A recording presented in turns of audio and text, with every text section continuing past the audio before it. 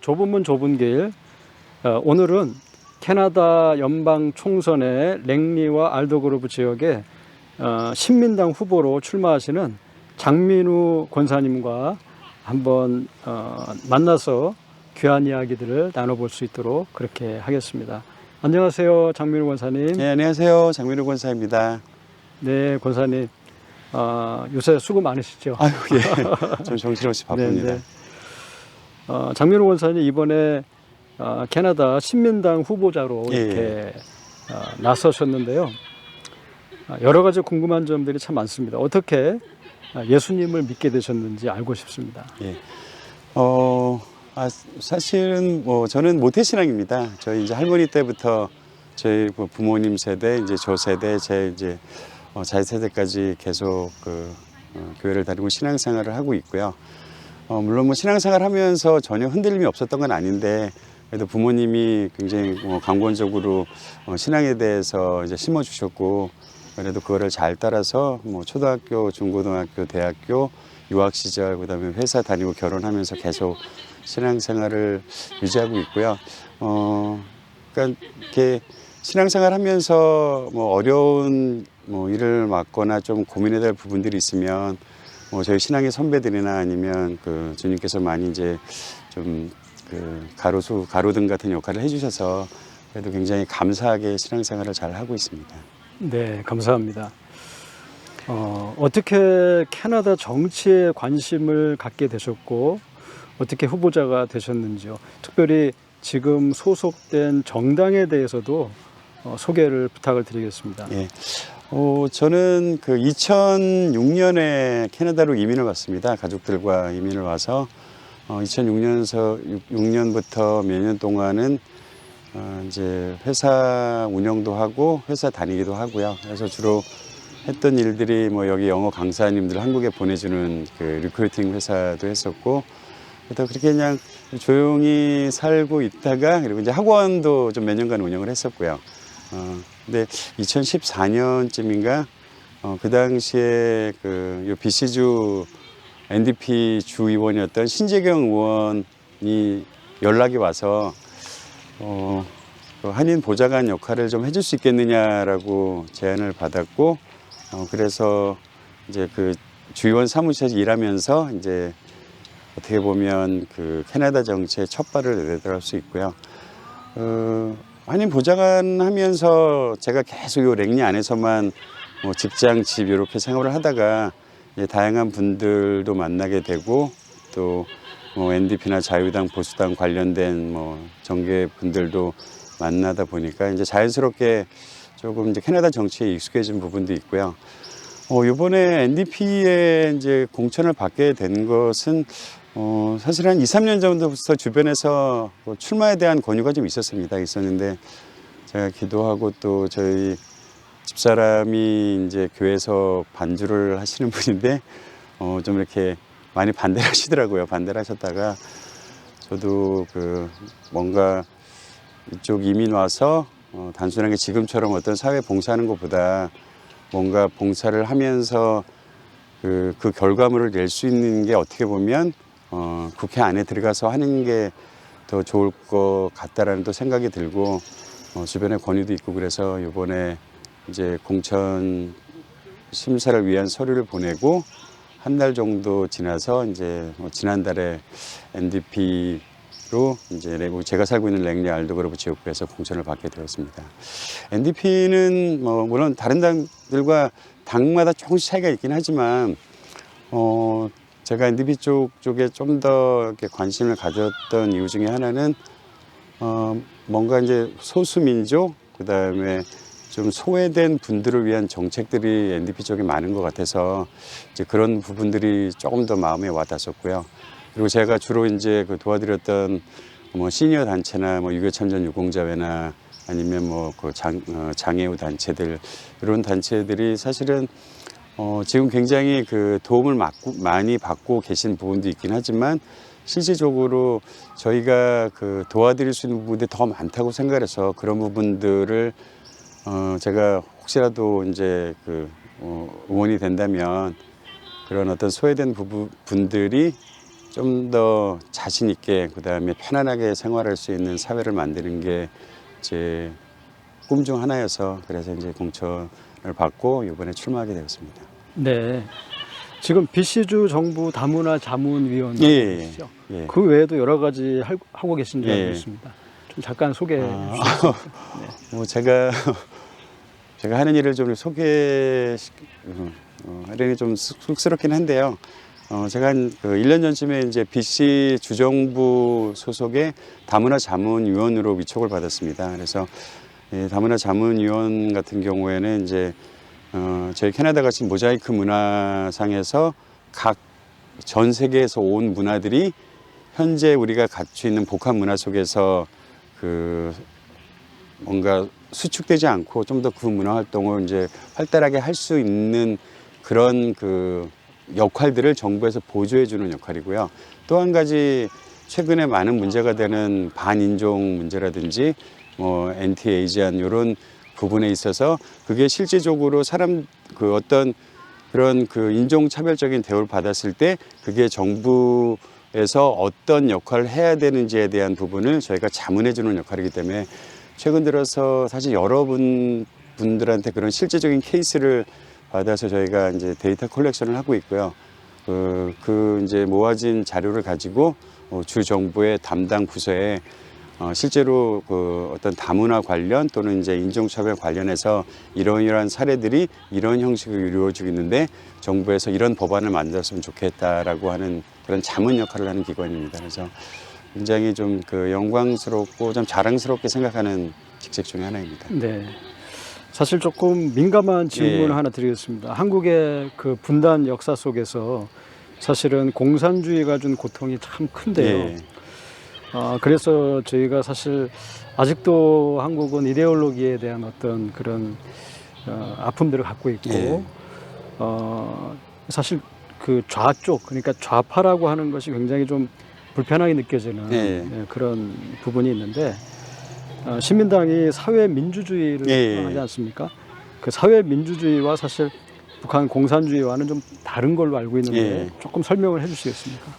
제가 뭐 어떤 그 이념 전문가는 아니지만 제가 이제까지 경험하고 만난 분들의 의견을 토대해서 제가 생각하기에는 사실 이념적인 부분은 그게 뭐 좌가 됐던 우가 됐던 그분들이 믿고 있는 거에 대해서 저희가 뭐 가타부타 이게 옳다 그르다 얘기할 수 있는 건 아니라고 생각을 합니다. 단지 이제 제가 이제 어떤 정계에 발을 들어놓게 된 이유 중에 하나도 NDP가 사회민주주의라는 그런 토대에서 세워진 당이 맞습니다. 근데 이제 사회민주주의라고 하는 거는 공산주의랑은 조금 틀리게 실질적으로 기본적으로 자본주의나 아니면은 그 시장 경제에 대한 거를 부정하는 것은 아니고요. 그 자본주의와 시장 경제주의를 바탕으로 그 정부의 기능 중에 일부가 그 부의 어떤 일부 분배에 대한 기능을 강화시키자는 얘기거든요. 그래서 대부분 다 사회민주주의는 뭐 독일이나 스웨덴, 유럽 형태에서 많이 그게 그 융성했던 이유 중에 하나가 뭐냐면 빈부격차가 심해지다 보니까 사실은 그 돈을 못 버는 사람들과 버는 사람들의 차이가 너무 심해지는 거예요. 그러니까 정부의 기능 중에 하나가 그거에 대한 어떤 그 편차나 그 차이를 좁혀야 된다는 그런 생각에 이제 연금 제도가 강화된 이유 중에 하나가 어떤 그 사회 간접 연금이나 직접 연금 같은 경우에도 가급적이면 돈이 많은 사람들의 어떤 세금이라는 정당적인 과정을 걸쳐서 그걸 이제 못 사는 사람을 통해서 돌려주는 그런 형태의 사회민주주의고요. 공산주의는 사실 제가 이제 그 6.25 참전 유공자회 간사를 하고 있거든요. 그러니까 사실 어르신들한테도 많이 얘기를 듣고 이제 그 당시의 상황들을 제가 간접적으로 경험을 하긴 하는데 공산주의는 제가 보기엔 경제 체제에 대한 부분은 아닌 것 같아요. 어떤 이념적인 부분이 어떤 뭐 그게 사회성, 경제성, 어떤 통합성 이런 걸 다 통틀어서 그러니까 재분배에 대한 개념 자체를 강압적으로 하는 부분이라 재분배를 어떤 리갈한 바운더리 안에서 할 수 있는 부분이 제가 보기엔 사회민주주의와 공산주의의 가장 큰 차이라고 생각을 하고요. 사실은 유럽이나 캐나다 같은 경우에는 사회민주주의가 많습니다. 사회민주주의가 많고 그래서 저희가 이제 정부가 운영하는 회사들도 많은 편이고 그쪽 회사에서 나오는 재원으로 정부의 재원을 쓰기도 하고 그 재원을 가지고 이제 어떤 그 좀 생활이 힘드신 분들을 돕는 그런 정책들을 많이 만들기 때문에 그 부분에 대해서는 제가 뭐 전문가로 말씀드리는 건 아니지만 그 지금 현재 NDP도 어떻게 보면 사회민주주의에서 뿌리에서 나온 당이고 물론 자유당도 마찬가지고요. 그래서 그런 부분들을 잘 활용하고 그러면 오히려 이게 어떤 사회 어떤 평준화에 굉장히 도움이 되지 않을까 생각이 듭니다. 우리 캐나다의 투표 제도에 대해서 짤막하게 좀 소개해 주시면 좋겠습니다. 많은 분들이 한인분들이 투표에 참여하지 않으시는 것 같아서 좀 아쉬움이 있는데요. 예. 말씀해 주시면 좋겠습니다. 그 우리나라랑 거의 비슷합니다. 이제 캐나다도 그 현재 3개의 정부가 있거든요. 연방 정부가 있고 주 정부가 있고 지방 정부가 있어서 4년에 3년은 이제 한 해는 연방 선거, 그 주의회 선거, 그다음에 지방의회 선거를 합니다. 그래서 연방 선거는 말씀하신 대로 이제 제가 이번에 출마하는 선거인데 연방 338명의 연방 하원 의원을 뽑는 선거고요.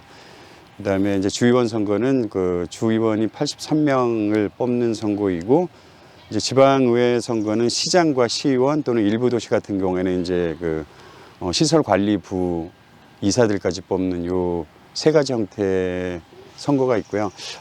한인분들이 많이 참여를 안 하시는 부분은 제가 보기에는 좀 홍보가 좀 덜 된 것 같아요. 그러니까 이제 어떤 선거가 있으면 그 실질적으로 선거 유세에 다니시고서 뭐 이런 뭐 후원 행사 다니시는 것보다 더 중요한 거는 사실은 투표장에 가시는 건데 그런 부분들이 이제 다 편지로 오고 안내가 오거든요. 안내가 오는데 좀 익숙하지 않으신 것 같아요. 그래서 근데 아마 지난번 그 연방 하원 선거랑 주의원 선거 때는 전에보다는 그래도 한국 분들 참여율이 굉장히 높아지고 있어서 굉장히 고무적이고 앞으로도 많이 그 참여해 주셨으면 좋겠고요.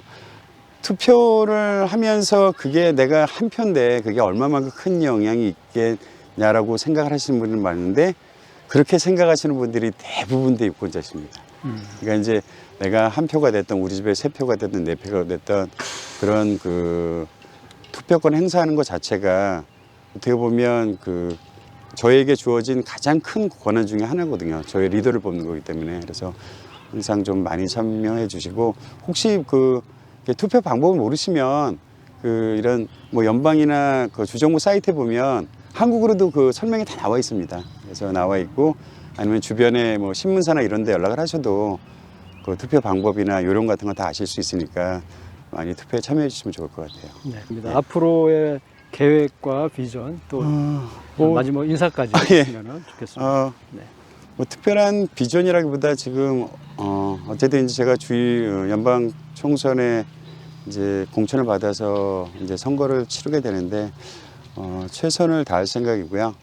그 그러니까 저는 제가 출마하는 것 자체 어떤 제 한 명의 어떤 그런 의무라기보다 지금 한인 커뮤니티가 굉장히 이제 많이 성장하고 사실은 뭐 그 사업적인 면에서도 굉장히 큰 비중을 차지하고 있는 사회 중에 하나거든요. 그리고 BC에서 한국어 사용이 6번째로 많이 사용하는 언어입니다. BC 전체에서요.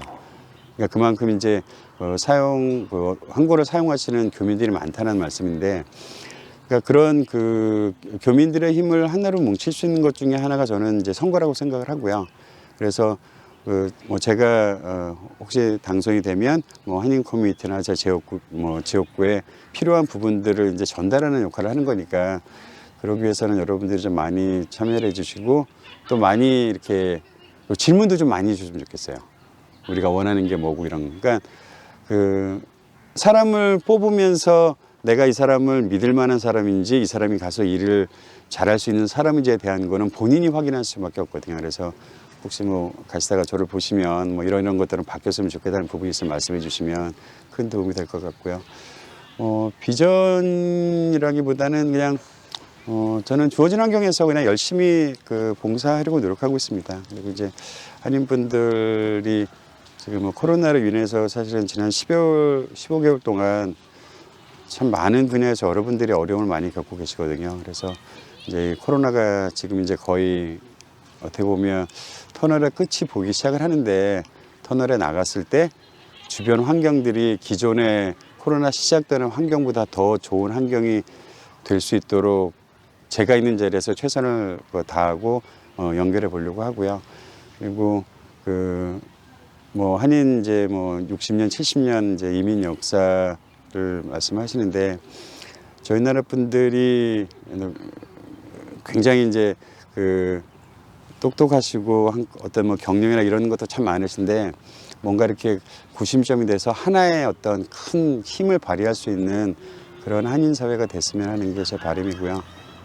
그거에 제가 뭐 작은아마 도움이 될 수 있다고 하면 최선의 노력을 다하도록 하겠습니다. 네, 뭐 많이 응원해 주시고 제가 선거하는 기간 동안에 제가 가장 기도하는 것 중에 하나가 뭐냐면 선거를 하다 보면 사실은 이제 좋은 경험, 좋지 않은 경험들을 많이 할 수가 있거든요. 그래서 선거를 통해서 친구를 잃지 않았으면 좋겠고 선거를 통해서 많은 사람들이 상처받지 않는 그런 선거 캠페인을 하려고 노력하고 있고 그렇게 됐으면 좋은 게 제 작은 바람입니다.